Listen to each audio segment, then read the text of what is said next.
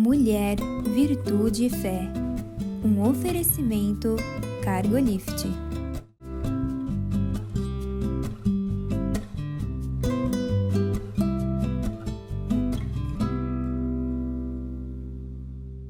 Olá, queridos. Olá, queridas. Sejam muito bem-vindos à nossa programação. É uma alegria ter você aqui conosco. Muito obrigada. Obrigada pelo desejo de passarmos esses momentos juntos, não é, Eliane? Sim, porque para nós é sempre um prazer, a gente gosta de estar aqui, a gente gosta que vocês assistam, comente aí, porque nós sempre temos um assunto, às vezes, ou polêmico ou muito gostoso, né? Eu acho que esse aqui é uma delícia de se falar, porque nós vamos falar sobre milagres. Na verdade, nós vamos falar como nós enxergamos os milagres, porque se é uma coisa que todo cristão quer, e até o não cristão, acontecer um milagre em nossas vidas, né?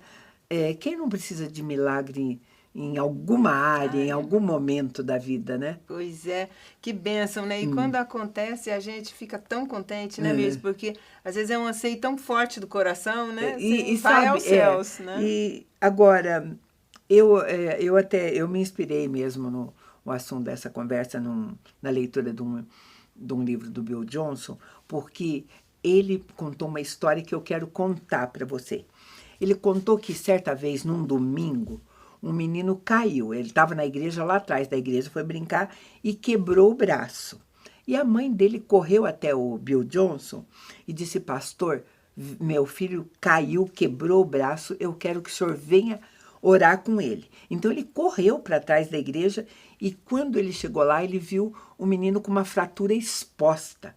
Ele disse que na hora que ele viu a fratura exposta, ele já catou o celular e a primeira coisa que ele fez, a primeira coisa que passou pela mente dele foi: eu vou chamar a ambulância. E não tem nada errado com isso. Precisava chamar a ambulância, sim. Era coisa que qualquer um ia fazer. Mas, para ele, o Bill Johnson disse que para ele, aquele foi um momento revelador, para ele como pastor, como cristão, porque ele, naquela hora, ele lembrou de quantas coisas ele já tinha presenciado Deus fazer, sabe? Ele já tinha presenciado Deus dar vista a cegos, surdos ouvirem, sabe? Enfim, ele tinha feito o verdadeiro milagre e naquela hora ele foi chamado pela mãe para orar e ele chamou uma ambulância. A fratura exposta falou mais alto para ele. Ele disse que a fratura exposta apagou o modo sobrenatural diante do natural. É interessante essa história, não é, Eliane? É interessante, porque às vezes a gente está no racional, né? Ele viu uma fratura exposta e achou-se que não daria conta, ou que talvez Deus não... Aliás, como ele mesmo falou, ele nem pensou em outra coisa, não né? pensou. Mas assim, orar por um milagre numa fratura exposta é algo bem forte, então, né? porque o que ele disse? Ele disse que ele aprendeu uma lição que é o motivo da nossa conversa hoje. A lição que ele aprendeu foi que a experiência dele com milagres, todos aqueles que ele já tinha visto, não tinha moldado a mente dele. Né? E é por isso que eu falei que eu tinha que escolher esse título para essa conversa. E vem como resposta de oração mesmo, porque nós tivemos o evento, né, o Encontro de Mulheres, no Extraordinário de Deus, e uma das preletoras, a doutora Chil, falou muito sobre isso, e fica muito claro, assim, como na vida dela há milagres, né, assim, e coisas fortes. E eu falei, poxa, por que na minha não é tanto? Eu sinto muito a presença de Deus, e Deus sempre esteve comigo, mas não é assim com milagres tão aparentes, né, como o caso, uma fratura exposta. E eu perguntei isso a Deus, e sabe, eu tive a resposta de Deus. Ele falou assim: porque eu me contento com o natural, então eu não preciso, eu já tenho uma fé que vive pelo natural, mas tem gente que precisa, né, desse sobrenatural. Será que é isso mesmo?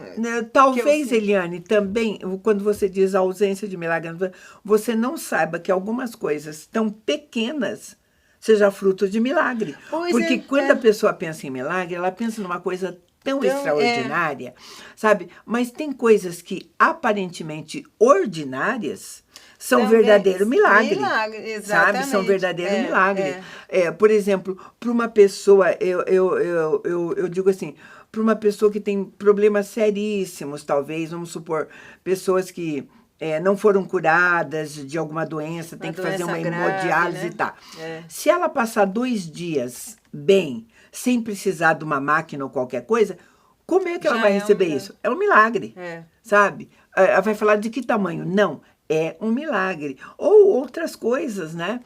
É que a gente, às vezes, de um lado, banaliza e, de outro lado, super valoriza, né? E sabe, a culpa e a vergonha que o Bill Johnson falou que ele sentiu mais e foi pedir perdão porque aquela mãe tinha uma noção de milagre maior do que ele, que era pastor dela. Porque ela disse, pastor, chame alguém. Não, ela disse, eu quero que você vá lá e ore. Aí foi uma coisa bem legal também, que a gente que está, às vezes, na liderança sente, né? Às vezes o outro acredita mais no nosso potencial de oração. Sim, e de estar próximo de Deus. E ser canal do milagre, porque não que a gente vai fazer, né? Mas aí está a intercessão, né? O verdadeiro sentido da intercessão. Que através aconteça alguma coisa. E no caso, ele ali achou que era ambulância, racional. Porque e o que você está falando? Por exemplo, o que vai acontecer? E se alguém chegar para você e falar, eu quero que você ore por isso? Vamos supor, se alguém chegar para você e falar, eu tô com resfriado, eu tô espirrando, eu tô com febre, você ora por mim, você na hora, vou orar. Aí ela diz, eu estou com um câncer em fase terminal. Você ora por mim? Será que você está pronta para orar por isso? Exatamente. Porque daí você vai estar orando por um milagre. Um milagre muito. Sabe? Aí eu não sei também assim, se existe um milagre grande ou pequeno, que a gente às vezes conversa de pecado, que não tem pecadinho, pecadão. Agora, tem milagres maiores de consertar todo um ser, né? Que pra gente é uma coisa muito grande.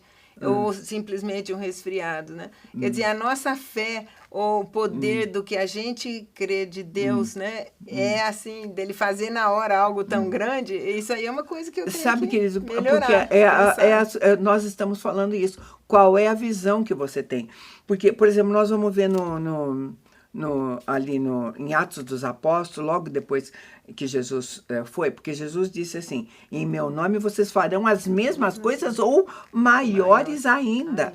Sabe? Pedro, quando chegou lá, né, para aquele, ele foi um instrumento, ele podia ter dito assim para ele, eu vou orar, até ele que, crendo que nós temos um Deus, eu vou orar para que você se levante. Não, ele diz, levanta-te e anda. Ele foi o instrumento do milagre. Exato. Né? Ele estava muito... Eu acho, isso é muito interessante, que logo na ressurreição de Jesus ainda estava muito forte esse mandato, né, de Jesus para eles. Vocês operarão milagre em nós. Depois, algumas filosofias misturaram e a coisa se confundiu um pouco. Mas, assim, se nós resgatarmos essa fé pura e genuína, né? Porque às vezes a gente vive mais no mundo natural, né? E perde essa conexão com Deus, né? Sabe, às vezes a gente passa uma vida tendo experiências com milagres e elas não moldam a nossa fé. É isso que Bill Johnson estava falando e que me inspirou. Ele falou, você não se deixa. E eu tive uma experiência dessa mesmo, assim, com uma pessoa, porque eu tinha isso para mim, quando ele me contou. Ele me contou que ele viu um cego enxergar, logo no início. Ele disse que a conversão dele para Jesus foi porque ele estava num local onde tinha pessoas orando, uma pessoa que tinha nascido cega, tinha um instrumento de Deus ali, o pregador impôs as mãos e os olhos dele se abriram, a pessoa começou a enxergar e tudo mais. Nossa, eu fiquei maravilhada com aquilo que ele me contou. Sim. Eu falei, nossa, se acontecesse isso, eu ia cair de joelhos, porque era tudo que eu queria ver, principalmente porque eu trabalhei 20 anos com cego. E para mim ali tinha acontecido 2 milagres, porque a gente sabe que quando a pessoa nasce cego, a cegueira é congênita, e ele tem a possibilidade de enxergar ou por às vezes, um transplante de córnea, tudo, ele tem que aprender a ver. Ele tem que aprender, porque os sinais e ele não símbolos, tem, né? ele não tem referência, né? Enxergar na hora, eu fiquei assim, extasiada. Só que ele estava me contando isso agora, adulto, depois de muitos anos, e o que ele me disse é que o fato dele ter visto esse milagre, isso ter feito ele se converter a Jesus, isso não sustentou a fé dele, porque hoje ele era um homem de pouca fé, um cristão morno, ele se disse, isso, sabe? Um cristão morno, e ele me contava sem nenhum entusiasmo, e eu fiquei assim, estarrecida com isso. Eu acho que, pelo menos assim, o que passa pela minha experiência, ao mesmo tempo em que eu tenho buscado conhecimento, que eu tenho estudado, você não pode perder o olho da fé, você não pode ter o olho do racional, só do conhecimento, que passa pelo natural, né? Tem o espiritual muito forte, ele tem que andar junto. Porque já ouvi pessoas falando isso assim, você acha que Deus se interessa por esse assunto e vai se colocar nisso? Aí eu falei, não, eu acho. Né? Eu acho que se a gente orar e abrir uma janela nessa situação, eu já estava vendo assim, o céu se abrindo. E a racionalidade do outro era assim, que Deus jamais ia colocar a mão ali. Então, a gente viu alguns missionários pregando que, às vezes, no Oriente Médio, nos lugares distantes, milagres estão acontecendo onde as pessoas são mais simples, onde não há ou o tecnológico, tanto ou questionamento. Racional, tanto questionamento. As coisas vêm e o milagre acontece, eles aceitam e louvam a Deus. Por isso nós falamos, como é que nós enxergamos essas coisas. Por exemplo, você vai num culto, você vai num culto de domingo. Tem várias coisas que você faz num culto. Primeiro, você vai oferecer um culto a Deus. Isso. Você oferece. Existe aquele período de louvor, onde você realmente se doa, agradece, manifesta. Tem a parte de receber. Aí você recebe uma palavra dos céus. Enfim, essa coisa maravilhosa. Aí você acorda na segunda-feira com o mesmo desânimo de sempre, toca uma semana comum, porque aquilo não fez, sabe? Você saiu de lá louvando, exultando, e acorda outro. Então, ela não fez aquilo que ela deveria cumprir na sua vida, sabe? E eu passo por algumas coisas assim também. Às vezes você volta tão cheio do espírito e percebendo o mundo espiritual de uma maneira tão legal, que se você convive na sua casa com pessoas não convertidas que não experimentam disso, você tem que guardar para você tem que diminuir, você não consegue compartilhar, você não consegue transbordar aquilo, ou ser canal de bênção, sabe? É uma seara delicada aí, viu? Sabe, parece um balde de água fria, às vezes, né? Em alguma que aí situação. Você fala assim, como que isso pode ser feito que ajude todo mundo, né? Mas você sabe, nós estamos justamente conversando para que você se abra para essa possibilidade, né? Que a nossa humanidade, a nossa racionalidade sempre vai aparecer e tentar questionar isso, né? Mas eu vou chamar um intervalo bem curtinho e a gente volta para continuar essa conversa.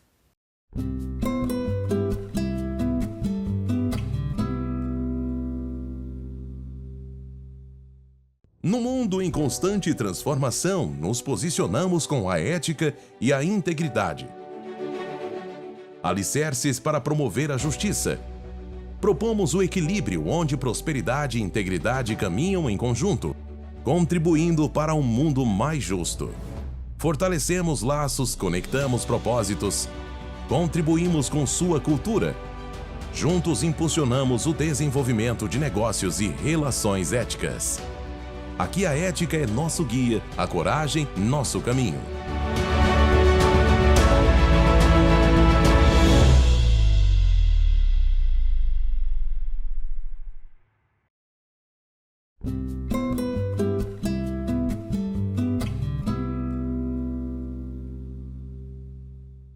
Estamos de volta e nós estamos falando como nós enxergamos os milagres.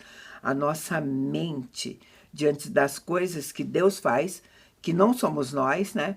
E o que nos impede. E a gente conversou aí um tempão sobre tantos impedimentos, e eu quero falar para vocês que até aqueles que andaram de perto com Jesus, os discípulos deles, que ficaram ao lado dele, tinham essa dificuldade.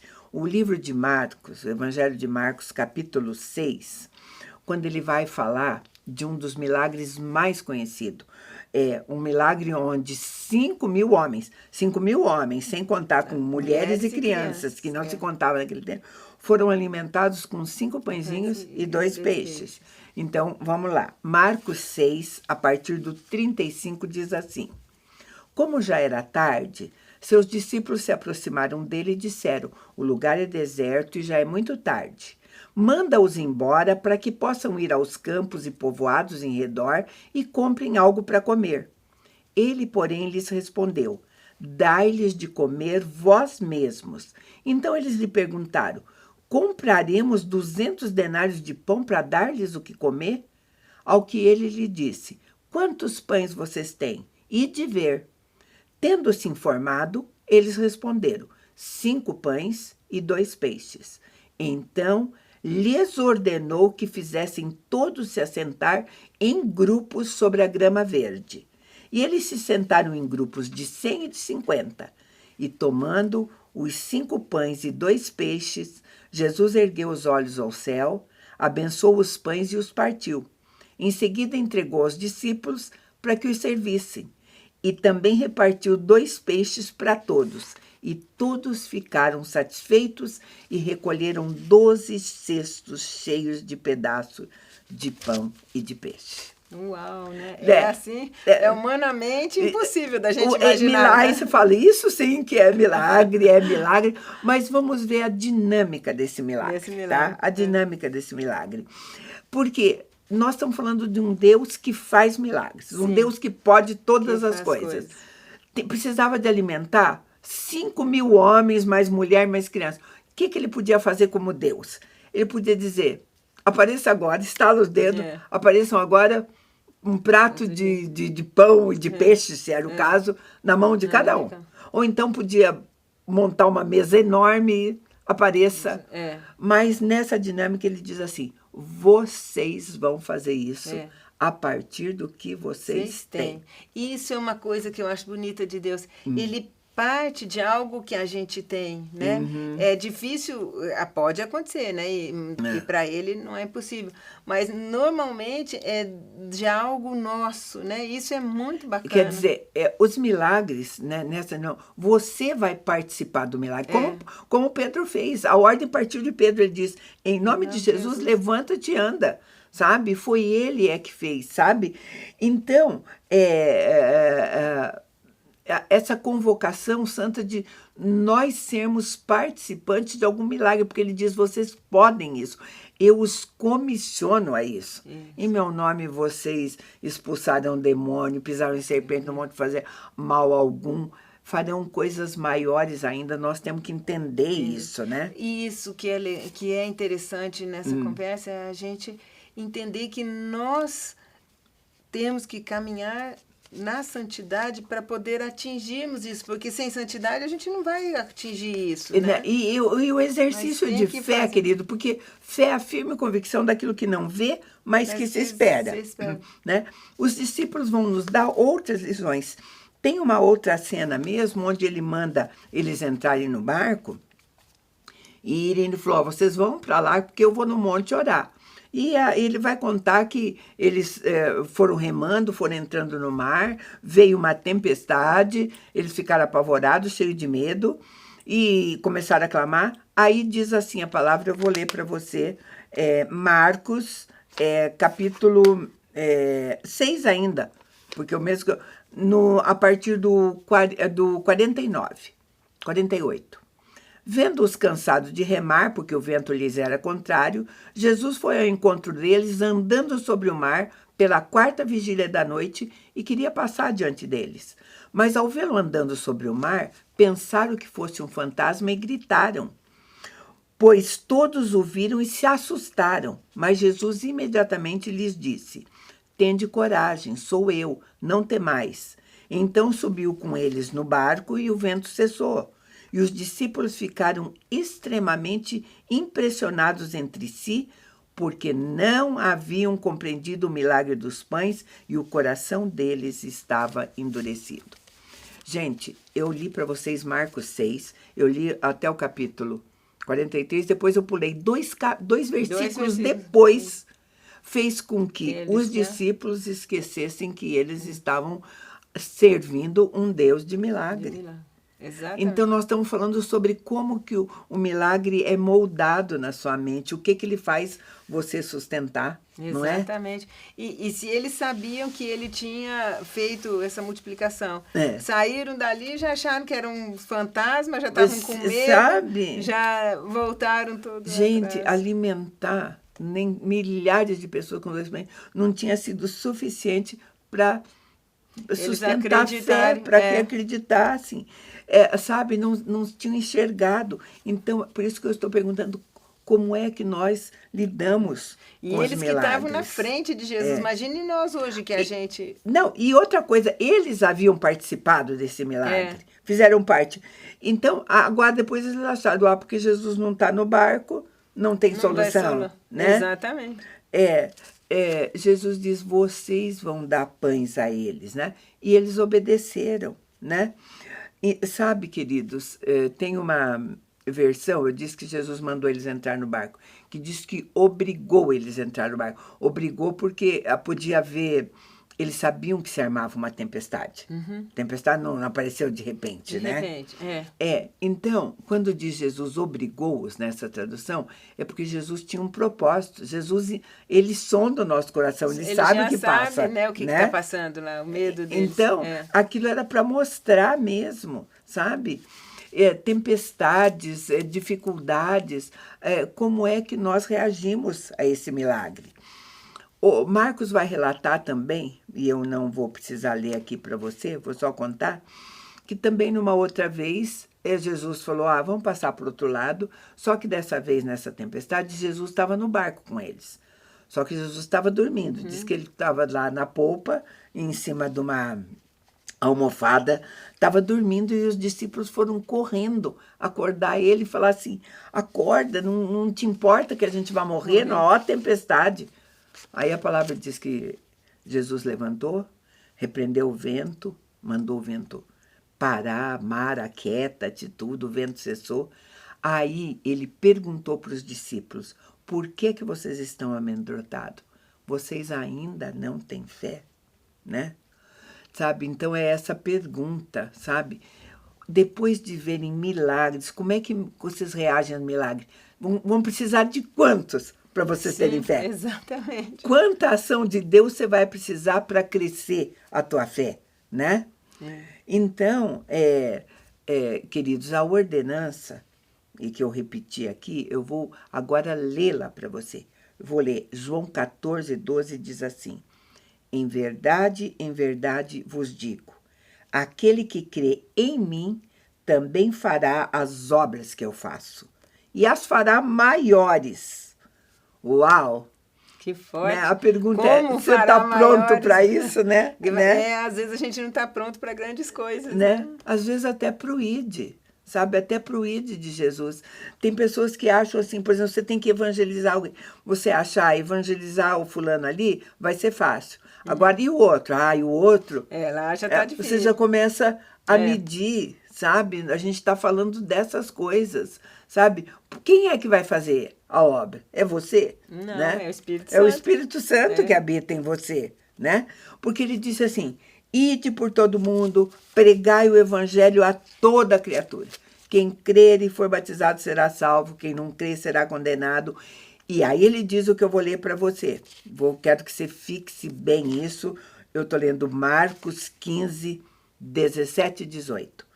Estes sinais acompanharão os que crerem. Em meu nome expulsarão demônios, falarão novas línguas, pegarão em serpentes, e se beberem alguma coisa mortífera, nada lhes fará mal algum. Imporão as mãos aos enfermos, e estes serão curados. Uau, a gente não faz nenhum desses. Pois é, tem que pensar, né? sabe? Sabe? Como a gente está perdendo sabe? tempo. De repente você tem que olhar, nós nos ajuntamos, sabe? Tantas vezes, mesmo como mulheres, tudo, aí a gente diz assim, ai, quem quer uma oração? A pessoa diz, eu quero uma oração porque eu estou doente. Aí você lá de longe, às vezes até no púlpito, você ora, aproveita, põe ela no meio de outras até. Eu quero que você levante do seu lugar, tenha a ousadia de crer que você pode levantar, impor a mão e falar assim, doença, né? Vai embora agora, sai, ou, sabe, essa ousadia, sabe, que a gente precisa ter, que é uma ordenança que está. É uma ordenança. Agora, como é que nós reagimos conosco?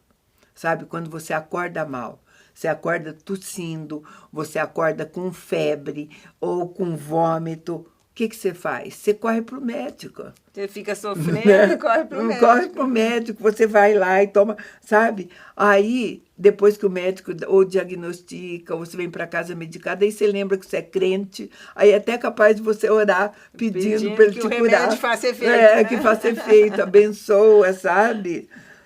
Eu não estou dizendo que essas coisas estejam erradas. Não é errado. Elas não estão erradas. Mas eu estou falando de um nível que Deus nos chamou a fazer e que nós estamos perdendo. Que é aquela ousadia e a intrepidez, né? Que fala em Efésios lá dos nossos pés, de calçar a sandália, né? E é isso, nós estamos mais acuados, sabe, nós né? estamos falando de um crescimento espiritual que, inclusive, de uma visão que os milagres acontecidos podem nos proporcionar. Olha, o primeiro grande milagre, você fala, nunca aconteceu um milagre na minha vida, a sua conversão já foi um milagre. Já foi um milagre. A vida, né? Já é um milagre. Um milagre, sabe? A sua mente, né? A palavra de Deus, queridos, diz assim, buscai primeiro o reino de Deus e a sua justiça e depois tudo vai ser acrescentado. Então, o reino, as ordenanças do reino, tudo isso vem em primeiro lugar. Né? Exatamente. Então, quando a tua mente está cheia de coisas muito visíveis, circunstâncias, racionalidade, você vai deixar isso de lado mesmo, né? De lado. Muito preso. Uma coisa que eu vi esses dias também, há prazeres da vida, né? Às vezes prazeres corporais, ou de ir, ou de fazer, ou de comer, ou de beber, coisas de assistir, né? Como a gente tem se envolvido com a televisão e tal. Então, isso também parece que enfraquece essa vontade de estar nesse sobrenatural de Deus, né? Sabe? Porque eu vejo, você tem que tirar os olhos natural. Eu vejo, por exemplo, pessoas contando assim, que às vezes diante do perigo, diante de um bandido, com a arma na mão, apontando para ela diz, eu te repreendo em nome de Jesus. Eu falo, uau, né? Que ousadia, sabe? Mesmo. Porque que ousadia, porque essa pessoa realmente está exercitando aquilo que foi mandado, aquilo que foi fazendo. E ela diz e conta que as coisas acontecem. Então, a gente precisa pôr em prática a palavra. A palavra. Crer, né? E ver. Então, eu não sei, mas eu espero que você hoje tenha aproveitado para se questionar como é que eu tenho enxergado esses pequenos milagres aí na minha vida. Exatamente. Né? Se dedicar ao mundo espiritual mais, né? Era o que a gente tinha para você hoje. A gente agradece muito a tua companhia e te convida para estar conosco num próximo programa. Deus te abençoe.